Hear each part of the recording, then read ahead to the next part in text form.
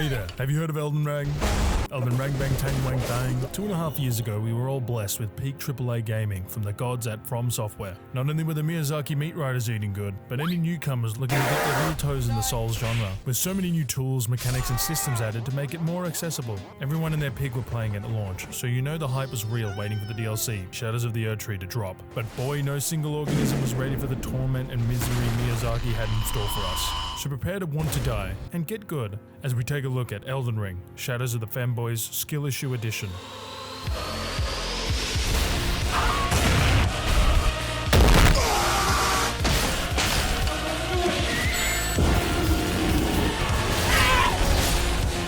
What the fuck? The day has arrived, let's see what they're cooking. 10 out of 10. Shadows of the Erdtree is the latest and more than likely only expansion we will receive for Elden Ring. While Tusoft do serve us delicious meals, we are fed only every couple of years, but calling this DLC a meal is an insult. It's a fucking feast. It's larger than most games. My jaw was at the Earth's mantle from just how much was packed into this expansion. Gorgeous locations, S-rank map and enemy design, more on that later. It's common knowledge that Elden Ring was by far the most merciful Souls installment, so I expected, some challenges here and there, but all in all a breezy experience. Look at him! He's so big! Well, it seems I was, incorrect. As you see, it's hard, and as a wise man once said, and that makes me hard. You know what else makes me hard? These super shitters who are review bombing the game because it's difficult, and you actually have to use that wrinkly thing every once in a while. I'm not saying you're wrong. You're entitled to have an opinion. I'm saying you are doo-doo ass fart, and it sounds like a skill issue. 0 scurdtree fragment Andes. But what makes Shadows of the Erdtree so damn difficult? Well, that's a perfect segue into the...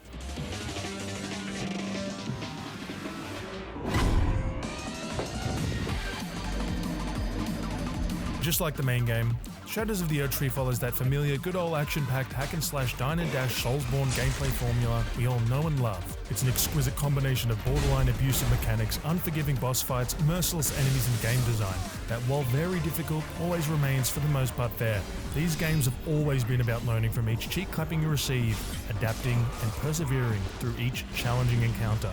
There's just something so damn addictive and rewarding about this gameplay loop. The raw, primal dopamine rush I feel in all my lymph nodes when vanquishing a boss I've been at for hours, days even, is dangerous. It almost beats my personal favourite meal, Adderall cereal.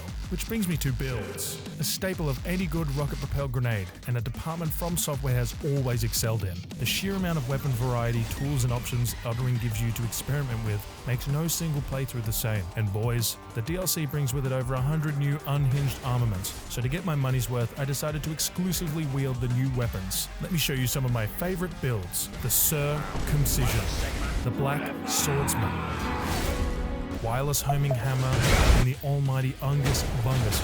Let's be real, there's nothing more satisfying than your masterfully handcrafted broken-ass creation actually being viable. But you can make any build work, you just gotta believe and trust the process. Just look at Elon Musk rocking whatever the fuck this is.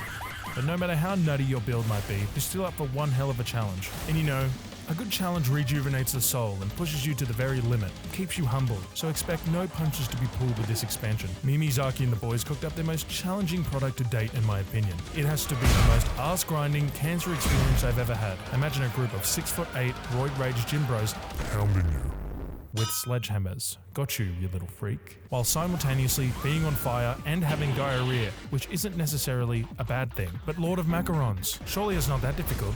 I'm a level 447 New Game Plus 15 Grease God. Well, you see my child, everything in the DLC hits like a train. Random peasant, bam, drops you faster than Dr. Disrespect's own game studio dropped him. The Shadowlands bring with it a new progression system, scurdtree blessings, which play a crucial role in increasing your strength and damage resistance, because geez Louise, you're gonna need it. Raising that scurd level is simple. You'll want to gather scurdtree fragments. These little fellas are scattered all throughout the Shadow Realm and are pretty easy to find by adequately exploring each area. This system is fine. I reckon it adds a nice sense of progression and really motivates you to explore the incredible map FromSoftware has crafted. Though, it's still very difficult, but you're off your rocker if you think it makes no difference. When I would hit a wall, I'd go for a stroll, gain some levels, do some quests, and always feel the difference. Plenty of people seem to overlook the importance of this system. I get that not everyone wants to go on an Easter egg hunt, but refusing to interact with this system and trying to raw dog your way through the game, and then complaining that the game is unfair and trash, has got to be the most gamer thing I've ever heard. These spoiled soft cocks go Super Saiyan whenever anything requires a modicum of effort.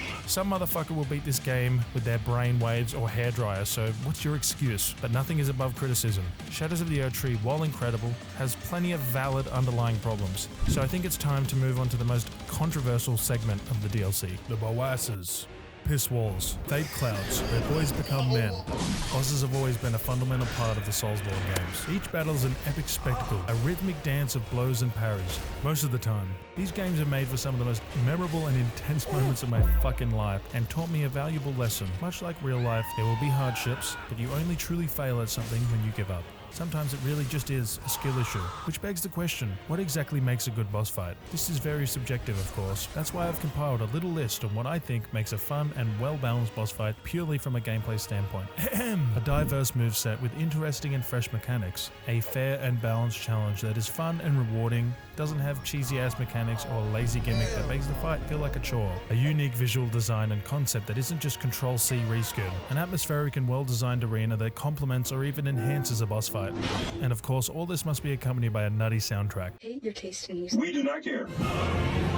With these in mind, do the bosses of the Shadowlands live up to the hype? For the most part, fuck yes. Definitely full of incredibly memorable, creative and difficult fights. But also some that I can only describe as grade 4 hemorrhoids that I hate. So the DLC bosses definitely have a fair share of problems, but them being too difficult is not one of them. First Elden Ring was too easy, Michael Zaki upped the difficulty, and now it's too hard. Elden Ring gives you more options to trivialize this whole experience than any other Souls game ever. These self-imposed handicaps edgelords give themselves and then blame the game that they can't beat it the way they want is cringe. I play without summons because I like to suck. Is it the game's fault that I got folded like an omelette by Rolana? No. Alas, the DLC boss fights are where some glaring issues lie. Stuttering and performance issues, the cringe, super inconsistent hitboxes, the camera boss fight, though there is one laggerfint in the room that needs addressing. More specifically, one red-haired prick with his femboy backpack.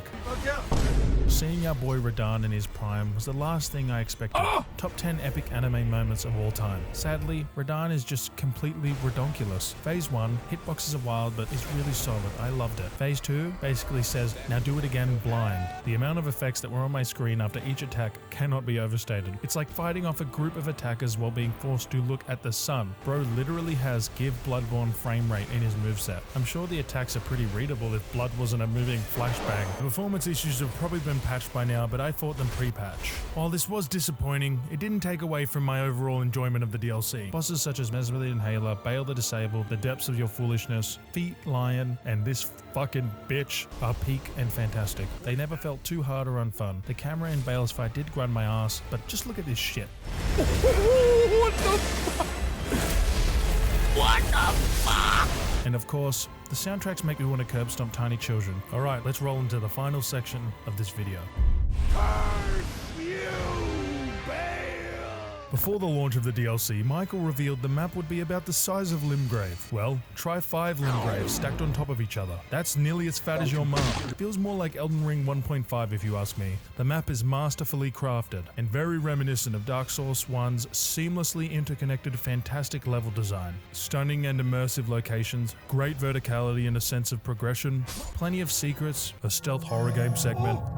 I had such a blast exploring each nook and cranny of this beautifully designed world. The Shadowkeep especially was some fine-ass level design. I didn't find many areas empty, except for the Finger Ruins. For such a large chunk of the map, what a nothing burger. Shit's emptier than my skull. These guys are here though, but what's going down in the Shadowlands? What is our purpose for coming here? What kinds of horrors await thee? As always, it's a dying and depressing world full of friendly faces and foes with intricate plot lines that I'll leave for you to read all the item descriptions of, or for Vardy Vidya to breach with his smooth, silky voice, because it's quite convoluted. These games never give you the full picture. Lots of vague explanations and loose ends. I'll give you the abridged version of the plot. In a land veiled by shadow, a trap with a god complex that drop ships his body parts everywhere, who forced his frat murder blood cult brother Mog, the Mog Lester, to be down bad for his cadaver, and a vessel for the revival of Prime Radahn, so he could ascend to godhood and create an age of compassion, which sounded pretty nice for a change. But he is the competition, and just like real life, must die, because he stinks. The point is, everyone is a bad guy, especially you, Tarnished Warrior. It's just a power struggle. I'd love to go far more in depth in-depth into the lore, but we'd be here all year. I'm thinking of making a separate video on that, so let me know if that's something you'd want to see. In conclusion, the Shadows of the Erdtree has been a real breath of fresh air. FromSoft fan or not, I really think you got to experience this for yourself. Can't wait to see what future projects they've got in store. Please, Elden Ring 2, pretty please.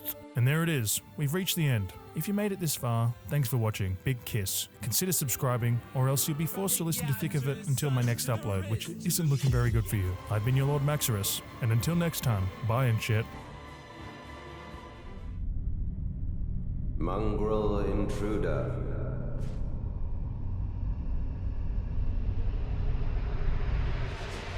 That tarnished, it seemeth.